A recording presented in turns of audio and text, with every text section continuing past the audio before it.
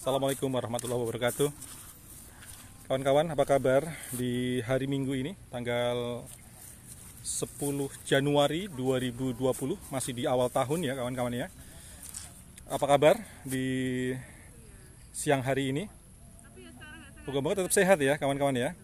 Masih jam berapa nih? Jam 9 pagi ya. Oke. Laporan cuaca cukup agak redup di Blora. Semalam ini hujan sampai pagi. Hujan sampai pagi dan suasananya masih ke bawah ya, masih agak-agak redup gitu. Dan ini juga sudah mulai mendung lagi. Kawan-kawan, sekarang saya lagi di ini ya. Lagi di X lapangan golf. Gak tahu ini masih dipakai apa enggak untuk kegiatan olahraga golf. Tapi yang jelas hari ini saya tidak akan melaporkan tentang bagaimana cara bermain golf, tetapi akan melaporkan kegiatan saya dan kawan-kawan yang ada di sana. Bisa dilihat ya kawan-kawan di sana ya. Itu kawan-kawan saya di kelompok konservasi Pamor Kuat. Sebuah kelompok konservasi untuk perlindungan, untuk pelestarian alam gitu ya. Dan kami fokus di kegiatan untuk memberikan perlindungan terhadap sumber mata air yang ada di Blora. Nah, cara-cara kami dalam melaksanakan kegiatan ini adalah salah satunya menanam pohon sahabat air ya. Jadi nanti atau kami sudah menanam banyak sekali pohon sahabat air di 6 desa di Kabupaten Blora ini ya. Dan salah satunya di X lapangan golf ini. Dan alhamdulillah kami diberikan izin untuk menanam ini ya. Jadi hari ini kegiatan kami adalah memasang serumbung bambu sebagai plotsan ya, atau sebagai tanda supaya tanaman yang sedang kita budidayakan ini kebetulan ada tanaman terembesi ya kawan-kawan ya, baru kita tanam, ini tidak dirusak oleh binatang, oleh ternak atau oleh manusia ya, yang mereka tidak tahu bahwa tanaman ini sedang kita budidayakan. Jadi ini namanya serumbung yang kita buat dari bambu. Itu ketinggiannya mungkin sekitar kurang lebih 1 meter. Jadi kalau tanaman sudah seperti ini, sudah ada seperti ini, biasanya orang juga akan mengetahui bahwa ini adalah tanaman yang sedang kita budidayakan. Jadi tidak lagi suatu saat nanti dirusak oleh ternak maupun oleh tangan-tangan manusia yang tidak bertanggung jawab. Itu ya kawan-kawan ya. Jadi ada kegiatan konservasi yang sudah kita laksanakan ya sejak awal tahun 2020. Ini sudah berjalan 2 tahun ini. Berjalan 2 tahun dan kelihatannya kita semakin banyak sekali lahan yang sudah ditawarkan kepada kita untuk bisa kita tanamin ya, dengan tanaman sumber mata air yang ada sekitar 15 jenis tanaman sumber mata air yang kita siapkan ya. Di antaranya ada tanaman terbesi, ada tanaman elo, lalu ada kepoh, randu alas ya, lalu tanaman jambu alas, tanaman picung. Tanaman picung tahu ya kawan-kawan ya, tanaman picung adalah tanaman kluwek, tanaman yang biasa kita pakai buahnya untuk masak sayur rawon ya. Teman-teman di Blora pasti sudah familiar dengan picung. Lalu ada lagi tanaman gayam. Nah, tanaman gayam ini menarik ya kawan-kawan ya. Tanaman gayam ini dikenal sebagai tanaman yang dia bisa jadi prosesor atau jadi sponnya untuk menyimpan air ketika turun hujan. Dan dia akan melepaskan pelan-pelan ketika musim kemarau. Jadi gayam ini di wilayah Kecamatan Tulung ya kawan-kawan, kalau pernah ke Klaten itu dijadikan oleh pabrik aqua di sana untuk tanaman konservasi pelindung sumber mata air untuk produksi air minum aqua itu. Jadi mereka CSR-nya menanam jutaan pohon gayam di sana di Kecamatan Tulung. Jadi sampai hari ini kita belum pernah mendengar bahwa sumber mata airnya mengering ya di sana ya, dan itu cukup menjadikan inspirasi buat kita bisa juga menanam tanaman yang sama di Blora ini ya, di daerah yang setiap tahun ketika masuk di musim kemarau pasti mengalami masalah kekeringan, dan biasanya kita selama ini hanya memberikan solusi jangka pendek saja, yaitu memberikan bantuan air bersih sesuai dengan apa yang orang-orang minta ya. Jadi itu yang sebenarnya kurang pas ya kawan-kawan ya. Kalau kita nanti pingin solusi jangka panjang 10 atau 15 tahun ke depan, itu mestinya kita bisa bisa mulai memprogramkan tanaman untuk recharge area ya, untuk sumber mata air itu. Jadi tadi ya jenis tanamannya sudah saya sebutkan, dan ini akan semakin banyak kita tanam di wilayah Kabupaten Blora ini. Moga-moga, mohon doanya, moga-moga nanti ke depan akan lebih banyak lagi daerah-daerah yang bisa kita tanamin ya bersama Pamor Kuat. Banyak ya yang sudah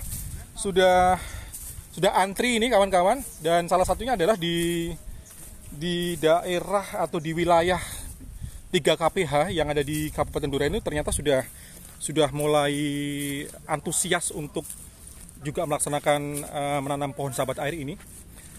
Di antaranya yang kemarin sudah kita tanam itu di wilayah KPH Cepu. Di KPH Cepu, tepatnya di BKPH Wonogadung ya, di sekitar Kecamatan Jiken itu. Ada Bukit Kunci juga sudah kita tanam di sana, tanaman konservasinya. Lalu juga yang ada di mana lagi? Yang kita rencanakan nanti kita di sebelahnya Bukit Kunci itu, teman-teman yang ada di Singonegoro juga kemarin kita sudah rapatkan dengan pemangku wilayah setempat, dan mereka ternyata juga antusias untuk bisa melaksanakan kegiatan konservasi ini di sana. Itu ya, jadi menarik sekali. Moga-moga nanti ke depan akan semakin luas lagi ya cakupan areanya. Yang ada di lapangan golf ini sudah kita tanam beberapa tanaman, mungkin sudah sekitar berapa ya, sudah sekitar ratusan lah yang kita tanam di sini. Dan ini moga-moga nanti juga masyarakat sekitar juga ikut menjaga tanaman ini sehingga nanti akan lebih bermanfaat bagi kita. Ini ya tanaman terbesi. Saya lihat ya, ini umur tanamannya kurang lebih baru sekitar berapa Bu? Tanaman ini, Bu Pur? Berapa bulan ini ya? Oh, bulan Juli. Berarti kurang lebih setengah tahun ya? Ya, kurang lebih 6 bulan ya kawan-kawan ya. Ini sudah segede ini, dan pohon konservasi jenis ini memang terkenal lumayan ekspresif, cepat ya. Jadi proyek nekat. Ini benar ya. Nah, ini sudah diberi serumbung kawan-kawan seperti ini ya. SOP yang kita jalankan. Jadi kita tanam tanaman ini kurang lebih umurnya sekitar 6 bulan. Kita tanam di bulan Juli. Sekarang ketiganya sudah 1 meter ya. Kurang lebih 1 meter. Dan ini nanti cepat ya kawan-kawan ya. Kita mungkin bisa saksikan 2-3 tahun lagi ini sudah bisa membuat areal jadi teduh ya. Atau maksimal 5 tahun itu udah lumayan gede ya tanaman terbesi itu. Dan akarnya juga akan sangat ekspresif, serta ini tajuk daunnya juga lumayan bagus untuk menghasilkan oksigen kawan-kawan. Gitu ya. Jadi ini salah satu tanaman konservasi yang kita tanam, terem besi. Lalu juga kita kemarin juga menanam tanaman elo juga di kawasan lapangan golf ini kawan-kawan ya. Ada elo, lalu beberapa jenis tanaman juga sudah kita coba tanam ya. Dan hari ini karena semalam hujan, kelihatan seger ya, tanamannya habis kena air hujan cukup seger. Dan kabar baiknya kawan-kawan ya, tanaman konservasi ini jenis tanaman yang sangat mudah dalam pemeliharaannya. Jadi ibarat kata kita hanya nanam itu aja, itu dia bisa akan tumbuh dengan bagus. Beda dengan tanaman horti yang seperti buah-buahan itu, dia memang butuh ini ya, butuh semacam perawatan khusus. Agar mereka bisa tumbuh, berkembang, dan berbuah. Kalau yang konservasi ini memang kita ambil manfaat ekologinya ya kawan-kawan ya. Jadi mungkin ada jenis tanaman konservasi yang punya manfaat ekologi dan juga manfaat ekonomi ya. Seperti tanaman kemiri ya, tanaman picung. Itu juga selain punya fungsi ekologi yang bagus, dia juga punya fungsi ekonomi yang lumayan bagus juga untuk kesejahteraan masyarakat di sekitarnya. Nah ini ya, terbuka sekali lahannya. Ini masih agak terang benderang ya suasana di sini. Ini ya, ada beberapa tanaman yang sudah kita berikan serumbung di sana. Coba nanti kita akan cari seperti apa tanaman elo ya. Tanaman yang konon jadi cikal bakal nama kota Blora. Jadi Blora konon berasal dari kata woh elo neng oro-oro. Gitu ya. Juga sudah kita tanam di kawasan ini, di kawasan lapangan golf ini kawan-kawan.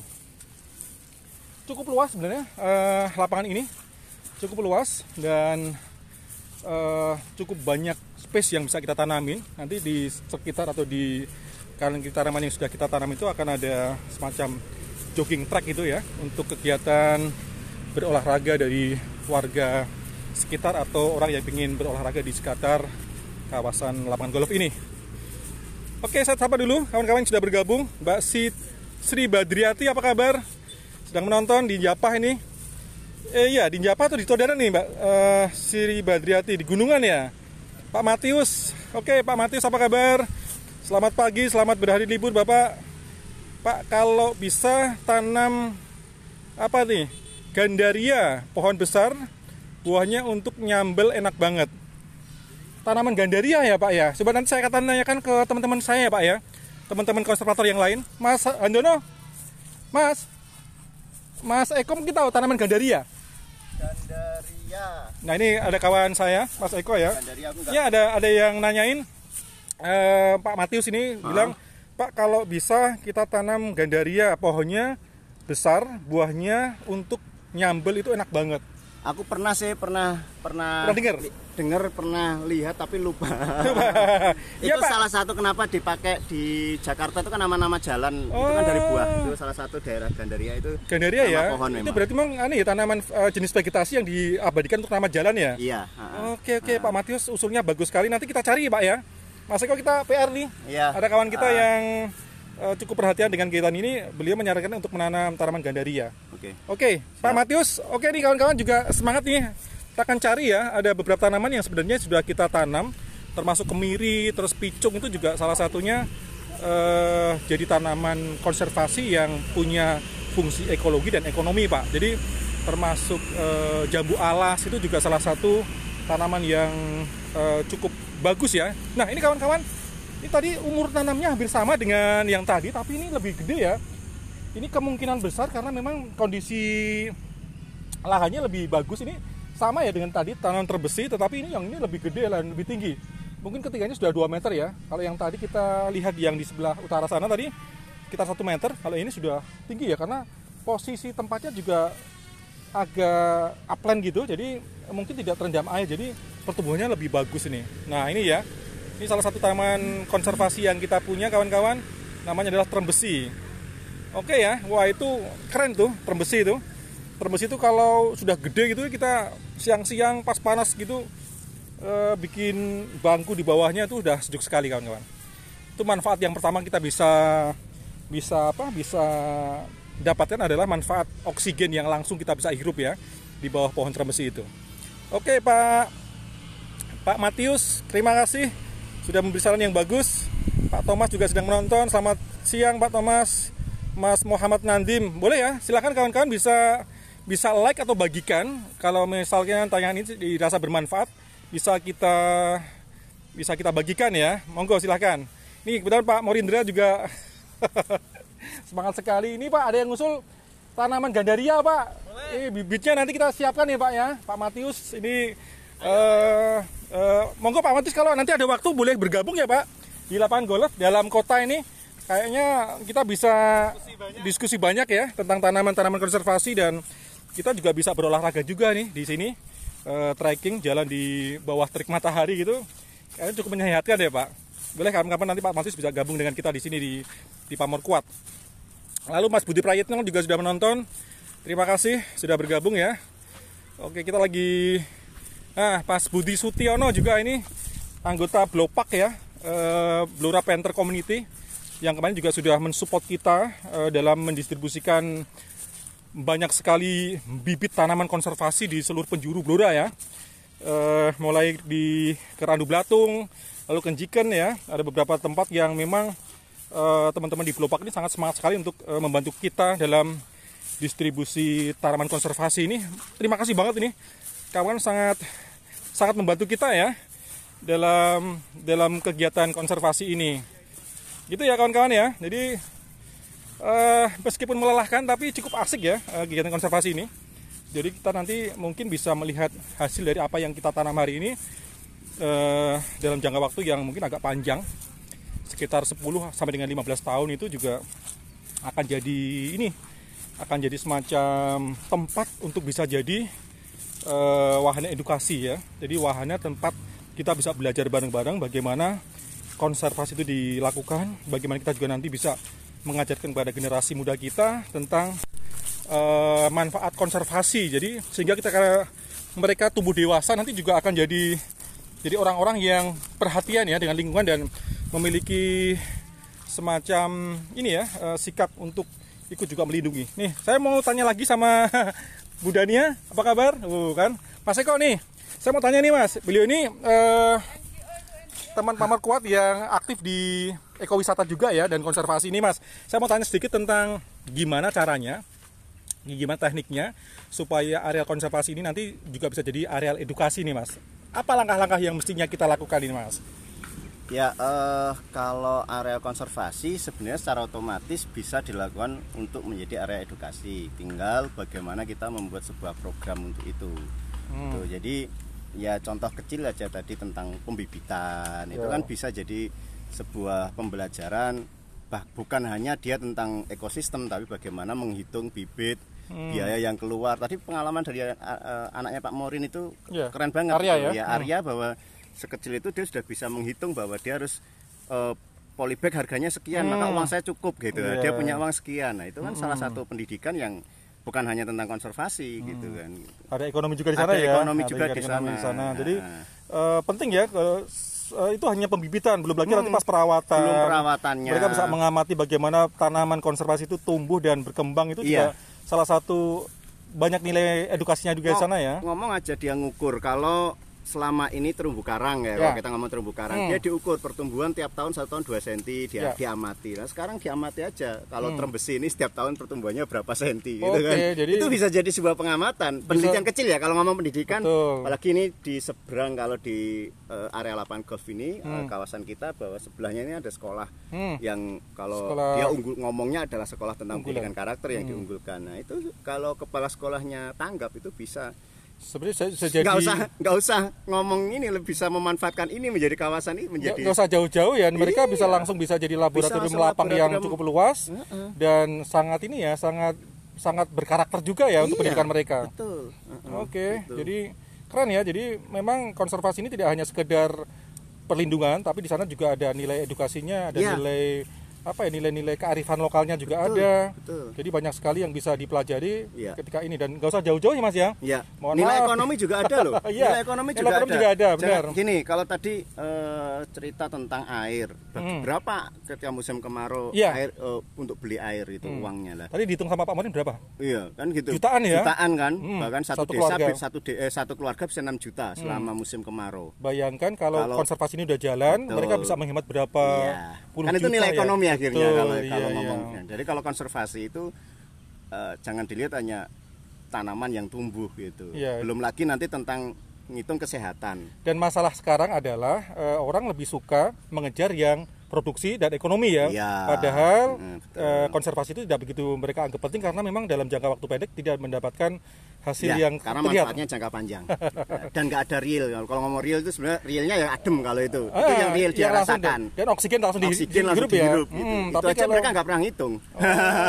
Padahal mahal ya, bayangkan kalau kita pas lagi sakit di rumah sakit berapa itu, coba satu tabung. Oksigen cukup mahal tuh kawan-kawan ya. Nah ini menarik sekali ya. Jadi ini konservasi bisa jadi paket wisata. Bisa jadi paket wisata. Sangat dan paket edukasi juga bisa. Bisa. Dan pangsa pasar untuk paket edukasi, kata Mas Eko tadi, tidak usah jauh-jauh ya.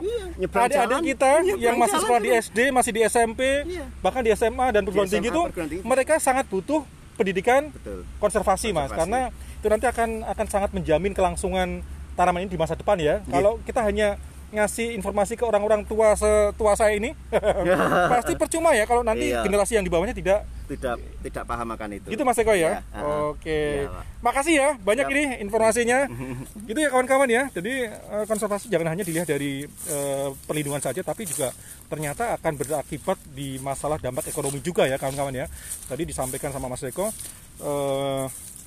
bayangkan ya kalau kita kemarau itu ternyata tadi sempat kita hitung juga di Pamor Kuat itu, kebutuhan orang untuk mendapatkan air bersih di musim kemarau itu satu kepala keluarga itu dalam waktu yang sekemarau itu, atau dalam masa kemarau itu bisa mengeluarkan biaya sampai 6 juta rupiah kawan-kawan. Bayangkan ya, kalau itu bisa dihemat, otomatis bisa untuk kebutuhan yang lain ya, itu dari sisi air saja.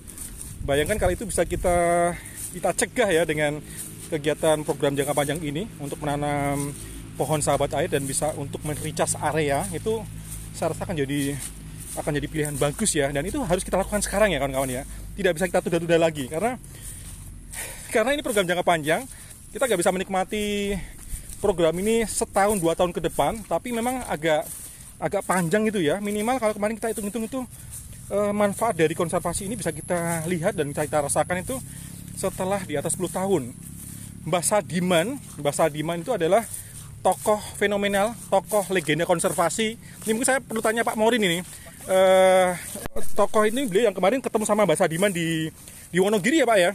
Nah, itu beliau ini sendirian menanami berapa ratus hektar Pak di sana Pak? Nah, jadi inisiatif pekerjaan di Blora tentang desa lumbung air Blora ini salah satunya adalah Mbah Sadiman. Mbah Sadiman ini inspiratornya ya Pak ya? Salah satu inspirator kita. Jadi Mbah Sadiman ini tinggal di Wonogiri, di Bulukerto nama kecamatannya. Di situ ada Bukit Gendol dekat rumahnya sekitar 500 meter. Beliau menanami seorang diri. Bukit itu yang segede itu seluas 100 hektar. 100 hektar, keren ya. Ditanami 11.000 pohon. Saat ini kira-kira yang tumbuh itu 5.000-an. Jenis tanamannya Pak? Beringin, bulu, ipe, elo, Trembesi tidak ada, kepoh ya? Tidak ada di sana. Okay. Karena tipikal, ini yang harus diingat untuk teman-teman konservator ya. Konservasi. Kita harus membedakan itu vulkanis, ini kapur. Kita kapur bener. nih. Kalau Blora kapur ya, nggak ngetren. Ya? Jadi di sana nggak ngetren kalau nggak bulu, beringin. Nah, tapi kalau kita sebenarnya yang paling cocok itu kepoh.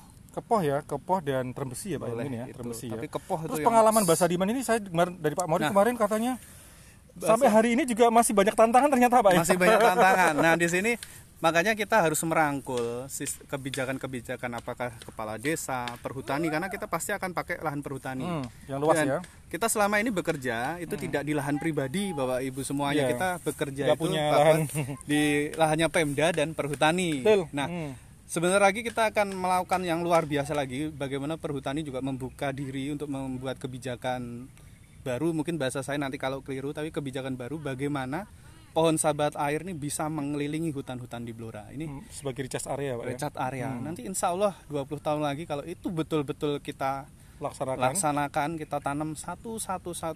Insya Allah banyak kebahagiaan, karena air itu kan kita sepakat ini sumber kehidupan. Seperti Mbah Sadiman yang 20 tahun terakhir ini dulunya juga daerahnya daerah yang kering tidak ya? ada air. Dan hari ini 800 kepala keluarga di sana terairi hanya ditanami 100 hektar dengan sekitar 11.000 tadi lah, yang hari ini tumbuhnya 5.000-an. Ini potensi Blora lebih dahsyat daripada Wonogiri, karena sekeliling Blora ini kalau kita jadiin recharge area itu saya hanya akan bilang bahwa Gunung Ungaran tuh kita pindah nih ke Blora. Betul. Yang saya dengar wilayah KPS saja yang di KPH Cepu aja itu sudah 4.500 hektar ya. Kalau itu bayangkan kalau 10% itu berapa ribu tanaman atau berapa juta tanaman ya. Itu bisa kita tanami dengan tanaman konservasi. Keren ya Pak. Kita bisa bayangkan nanti daerah-daerah Blora ini kalau itu terjadi, kita kawal bersama lah. Kita sama-sama nanam. Berapa sih pengeluaran warga Blora yang harus dikeluarkan setiap kemarau, Nah, nanti sama-sama hitung kita. Dan saya prihatinnya berapa mereka harus meminta bantuan air bersih ya setiap kali, dan mereka harus berebut itu dan terulang berkali-kali dan setiap tahun. Nah, monggo lah siapapun yang sedang melihat ini, apakah pelaku kebijakan ataupun orang biasa, itu nggak masalah. Kita sama-sama, kita sengkuyung bareng lah nih Blora. Demi Blora ya. Kita kebijakan sudah hampir jadi, nanti ditambah semangat kita nih. Ada Pak Kuat Bolo, saya salah satu founder juga bareng saya dulu di awal. Jadi kita sama-sama kawal bareng Pak Kuat. Nanti ada teman-teman yang nantinya ikut join di sini ya. Kita nggak kerja keras kok sebenarnya, kita tuh nanam santai ya. Ini ya sambil jalan-jalan kita olahraga bareng. Ke alam kan asik nih, kita tanam. Bawa 2, bawa 5, itu nggak masalah. Dan itu cukup menyehatkan Pak Meri ya. Cukup menyehatkan ya. Kita bisa di luar itu bisa berjemur. Bisa kita liatin. Banyak teman-teman ya yang hadir di sini. Ini Pak Matius juga senang sekali kayaknya Pak Morin, kita undang ya untuk bisa bergabung dengan kita di sini. Nggak kerja keras sekali sebenarnya kita. Ya satu orang nanam 5 kan sehari kan. Wah, ini Pak, kita dapat PR dari Pak Matius untuk nanam gandaria ini Pak. Pohonnya besar dan katanya juga bisa dibikin gandaria untuk sambal. Itu pernah saya cari bibitnya Pak Matius. Jadi saya pernah mencari di sekitar Ungaran. Memang itu pohon kalau tidak salah dari Maluku. Dari Maluku ya Pak ya? Itu masuk konservasi bukan, Pak? Ya saya tidak terlalu tahu, paham sampai sejauh itu karena kita yang kita ajukan rujukan adalah Pohon Sahabat Air tuh buku dari keluaran Balitbang Das Kartosuro itu rujukan kita dari situ. Ada 15 jenis ya Pak, 15 kemarin yang kita sempat undang juga beliau-beliau untuk live streaming di jadi, Radio Thompson ya. Kita seperti itu, jadi kita bergerak ini ya belajar empiris langsung dari Mbah Sadiman di Bulukerto Wonogiri, tapi kita juga punya dasarnya, ada penelitian yang kita jadikan rujukan. Ada teknis yang kita jadikan panduan ya. Terus ngawur paton gitu boten ini kita sudah berdasarkan ada teknisnya, kita pilihkan jenis bibitnya, juga kita cari tempat-tempat yang memang perlu kita dicas areanya Pak gitu ya. Dan hari ini lapangan golf adalah kita punya rencana jadi hutan kota. Monggo teman-teman di mana saja yang bisa sudah dengar. Kita dapat izin ya Pak ya, dapat izin dari Pak Bupati, dari Kepala Dinas Pariwisata dan Olahraga Pariwisata yang punya areal ini panjang itu Dinas Pariwisata. Jadi clear ya, nggak ada masalah nih ya. Iya, jadi ini insya Allah kita jadi sangat luas, ada kurang lebih sekitar berapa nih kalau lapangan golf ini? Saya mungkin bisa cerita ke teman-teman lebih dari 5 hektar ya, atau 7 hektar kalau kawan. Terima kasih yang sudah bergabung dengan saya. Terima kasih sekali Anda sudah menyaksikan tayangan saya, dan hari ini kelompok Pamorkuat sedang melaksanakan kegiatan menutup serumbung bambu untuk memberi perlindungan kepada tanaman-tanaman yang sudah kita tanam di sini. Ada beberapa jenis tanaman ya sudah kita tanam. Nah itu dia, akan saya kasih lihat juga bagaimana teknis untuk menutup serumbung ya, serumbung bambu di tanaman ini. Nah ini bisa kita saksikan ya kawan-kawan ya. Bisa kita lihat. Nah ini Pak Morin langsung mempraktekkan. Ini tanaman apa ini Pak? Ini kayaknya agak kering nih. Apakah masih ada tanda-tanda kehidupan? Ada. Enggak, itu ada ya? Oh ini hanya ini ya.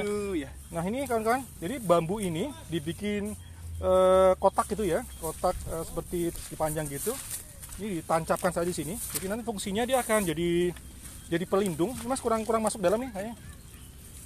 Nah kurang masuk dalam. Tuh kan. Ya, misalkan lagi. Nah, dia nanti selain akan jadi pelindung bagi tanaman yang sudah kita tanam di sana, dia juga akan jadi pelindung dari ternak ya. Ternak biasanya di sini memang setiap hari banyak sekali peternak seperti kambing dan beberapa ternak lain yang biasa masuk di lapangan golf ini ya. Jadi nanti fungsinya biar terlindung dari ternak dan juga dari orang-orang yang tidak mengetahui bahwa tanaman ini sedang kita budidayakan. Nah, ini ya. Sudah berapa tanaman nih Pak Morin? Oh ya, 60 ya. Sekitar 60 tanaman terbesi sudah kita tanam dan ada low-nya di balik sana. Oh ya, di sebelah sana ya, sebelah bagian paling barat, dan juga ada beringin juga sudah kita tanam. Nah, beringin ini juga ini ya, sebenarnya tanaman yang sangat berada di desa itu, di tempat-tempat yang ada sedang atau sumber mata airnya itu, beringin selalu ada di sana dan dipercaya bisa memberi perlindungan terhadap sumber mata air ya yang ada di sekitar sumber mata air. Ini ada Bu Dania Krisna. Saya di pagi hari ini moga-moga cukup ini ya, cukup informatif, moga-moga bermanfaat. Yang sudah bergabung juga terima kasih. Wah, ini dia Ibu Yanita Kristiana ini tetangga kita di lapangan golf ini, Bu Anin, apa kabar? Boleh kok bergabung di sini, Bu. Ini rumahnya bersebelahan dengan lapangan golf dan sedang menyaksikan ya. Bu Anin silahkan boleh bergabung dengan kawan-kawan Pamorkuat di sini yang sudah dari tadi jam 6 pagi sudah kumpul di sini ya. Ada sukun goreng Bu Anin. Bu Per tadi sudah bikin sukun goreng ya untuk ransum kita pagi hari ini. Sukunnya dari Mas Kuat, saya bagian goreng aja. Ini pondasinya sukun Bu. Ika juga ini, Ika tadi juga ngupload sukun mateng. Jadi teringat di tempuran katanya. Halo Ika, apa kabar di Jakarta? Ika Puspitarini Mahija. Jadi pagi ini kita dan kawan-kawan bikin kegiatan konservasi, dan pondasi kita untuk bergerak adalah sukun goreng yang digoreng sama bubur ya. Itu ya kawan-kawan ya. Oke, sudah banyak yang bergabung. Terima kasih atas perhatiannya. Wih. Ibu Agustin Rahayu juga sedang menonton. Mas Budi Setiono, lalu siapa lagi nih? Silakan ya, boleh berkomentar ya. Atau silakan bagikan kalau memang tayangan ini cukup bermanfaat, boleh dibagikan ya ke kawan-kawan yang lain. Itu ya kawan-kawan ya. Pak Matius juga oke. luar biasa ini yang sudah bergabung dengan saya. Saya kira itu dulu kawan-kawan informasi yang bisa saya sampaikan di pagi hari ini di kawasan lapangan golf, di kawasan konservasi yang kita bikin di dalam kota Blora. Ini kawan-kawan yang mungkin ketika suatu saat nanti datang ke telepon dan melihat banyak sekali serumbung bambu di sini. Tadi kita hitung ada baru sekitar 60 ya, 60 serumbung yang kita pasang di sini pada tanaman-tanaman yang sudah kita tanam, yaitu tanaman terbesi, lalu ada tanaman beringin, ada lagi tanaman elo. Itu adalah tanaman yang sedang kita tanam ya, atau kita budidaykan untuk konservasi di kawasan lapangan golf ini. Moga-moga nanti 5 tahun ke depan atau bahkan 10 tahun ke depan ini akan jadi kawasan yang cukup teduh, sehingga nanti juga akan banyak orang bisa mengambil manfaatnya ya, dari mulai kegiatan edukasi, konservasi, dan banyak hal lah ya. Mulai nanti juga bisa didapat dari jenis kegiatan ini. Mas Nandim, apa kabar? Ini Mas Nandim juga sedang bergabung di Jakarta ya Mas Nandim ya. Semoga selalu sehat ya Mas Nandim ya. Wah, ini udah bergabung dengan saya. Makasih banget nih. Terus saya kira itu dulu ya informasinya. Ini luas banget ya tanaman di lahan di lapangan golf ini. Luasnya berapa Pak Morin nih totalnya? Wah, ternyata 10 lebih ya, 10 hektar lebih. Dan itu kita bisa tanam di seluruh lokasi. Ada yang harus dikosongkan. Oh, ada yang harus dikosongkan. Karena untuk acara. Oh gitu ya, betul. Tiba-tiba Bikin ada acara. ada pramuka, dia kan tetap perlu. Oh iya, space Untuk upacaranya. untuk ini ya, untuk apel lah ya. Oke. Itu tidak. Jadi luas lahan totalnya di lapangan golf ini, informasi dari Pak Morin Drakresna itu ada kurang lebih 10 hektar. Memang ada satu areal di tengah itu yang cukup luas ya, lihat di sana ya. Memang itu yang kemarin tidak boleh kita tanamin karena sering dipakai untuk kegiatan upacara ya, atau semacam apel gitu di sini di lapangan golf ini. Seperti itu dulu kawan-kawan informasinya. Terima kasih yang sudah bergabung. Moga-moga kita selalu sehat ya. Saya selalu berdoa selalu sehat, selalu dalam lindungan Allah Subhanahu wa taala di tengah musim pandemi ini. Jangan lupa tetap jaga kesehatan Anda. Pakai masker ya toh. Jaga jarak dan selalu cuci tangan dengan sabun. Saya kira itu dari saya. Terima kasih atas perhatiannya. Wassalamualaikum warahmatullahi wabarakatuh. Dadah.